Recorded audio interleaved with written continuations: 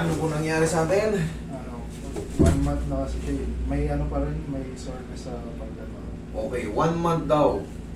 Tama yan. Nag-decide na kayong ipaayos. Kasi ang regular na tapilok, kung napapanood nyo kung marami na tayong video inilabas dyan, 2 weeks lang yung mga normal na tapilok.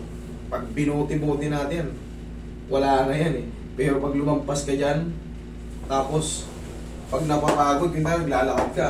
O, kaya may lakad, pero pag napapagod, kinahapunan, makikita mo. Ba? May magana naman ah. Paulit-ulit na gano'n. Ibig sabihin yan, yung talus joint mo, hindi talaga totally nakabalik. Yun ang totoo. Kasi yan, yung mga regular na tapilok, alam niyo yan, yung may mga natapilok na dati, kaya ng bote-bote lang yan eh. Tapos sa plus, lagay ng tuba, yan dati treatment natin. Pero nawawala. Pero ngayon, 1 buwan na, hindi mo talaga madiin sa loob. Pero kahit Patak mo na lang. pinahilot ko na to sa iba. Oh, huwag mo na sabihin. Hindi ko. Eh, nobody's perfect. Kumbaga, meron talagang taong eksperto dyan. Sige, higa ka dyan. Parang Kahit ilang beses mo ipahilot dyan, kung hindi talaga sila para dyan, hindi nila alam yung mga technique dyan, hindi yan mawawala. Kasi talaga, hinahatak talaga to. so pag ginawa ko siya. May masakit? May nararamdaman akong manit dito. Nagra-radiate dito. Okay, sige, higa ka. Oops. Assess natin ang... Ngayon, makaipapansin mo, nakita mo, medyo magapa, di ba, idol? Okay. Meron daw si Sir hinahawakan dito, tapos namamalit dito. Nagra-radiate. Ito, Oh. sakto to. Marker. Para mamaya balikan natin. Tignan mo kung tugma ah.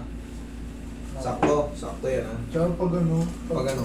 halimbawa pag i-squat ako, bale ito na pipigil ko Nabibigil. pag ganun. Ito yun, ano may pumipigil, may Hindi, sir, may swelling eh. Ah, Pag may swelling, pag pinilit mo i-ganyan yan, iipit yung swelling. ah. Ngayon, parang pigil. Ito, may sasagad mo kasi walang pamamaga rito eh. Kaya mo isagad yan. Pero pag ganito, katulad niya, may pamamaga pa. Siyempre, pag inipit mo yung pamamaga, parang pipigilan ka rin yan. Hindi mo may sasagad. Okay? Pero yan, pag in-adjust ko yan,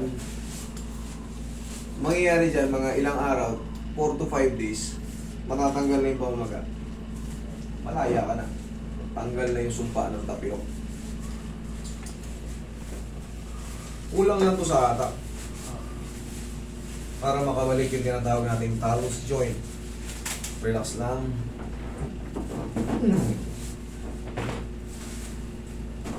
Naramdaman mo yun? Tsug! Tapos na to. Ito, pang sure lang to. Pero, wala na. Yun lang yun. Tug! Saktong-sakto yun. Kasi pag nagkamali yung tunog na yun, naramdaman mo, di ba, idol? Pag mali yun, mamamaga ulit yan. Pero pag tama yan, wala. Yari na. Tapos na to. Marami akong ano dyan, marami akong tapilok tutorial. I-type nyo lang, tapilok tutorial or actual tapilok tutorial. Yan ang mga title ko dyan. Mabilis yan lalabas sa YouTube.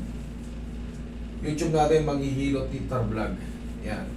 Sa mga gustong matuto ng tapilok. Ito kasi, lalo yung mga gantong edad na pwede nyo hatakin to kahit gaano kalakas. Kasi build na yung muscle nito, mga buto nito, strong na.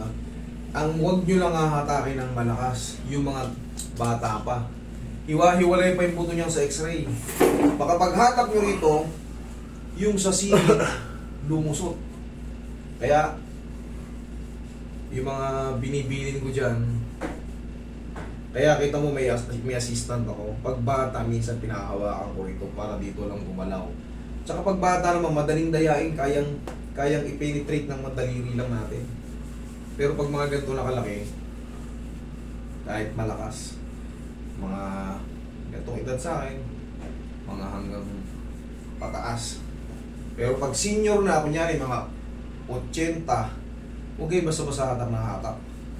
Kasi marupok na yan sila naman. Marupok naman, hindi naman ano, iba naman ang kalagayan ng gano'n. Brittle naman yun. Baka yung mga pagdiin-diin nyo pa lang dyan, nasasaktan na sila. Kaya medyo careful tayo. Depende sa edad. Pero pag mga ganito, middle age, malayan. Baltakin nyo, diinan nyo ng pakalakas. Kasi pag 80, ginanyan nyo, malamang baka mag-crack yung mga ano nila. Kaya tansya-tansya rin. Kailangan nyo lang matutunan yung mga ano. malaman nyo rin kung kailan nagbi-brittle yung mga tao.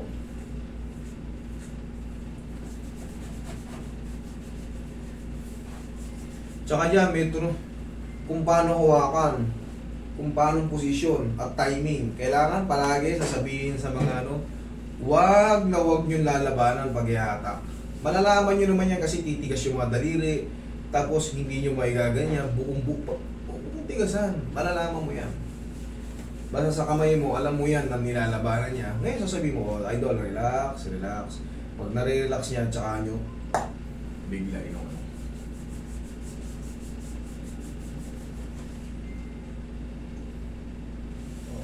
Okay na? May OT. May konti pa? Pag konti na lang, that's normal. Hayaan lang natin kasi may swelling. Pero kung lalong nabuhay hindi po pwede. Kailangan palaging konti lang.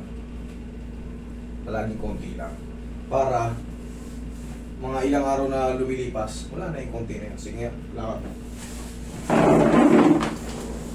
Tsaka yung mga ganyan, pag may swelling pa, huwag nyo lang i-challenge yung pinakasagad-sagad na tupi.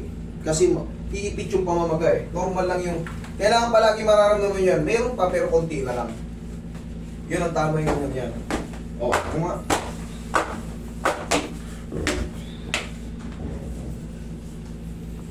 No. Okay na. Mas naging better. Naging better. Thank you. Idol, wala kang ibang gagawin dyan kundi... Wala lang, normal lang. Normal lang. Huwag mo munang italon kasi may swelling pa. That's Pero normal. hindi ko na po kailangan. Wala na. Ang kailangan support. Tita support ha. Tita support. Sige.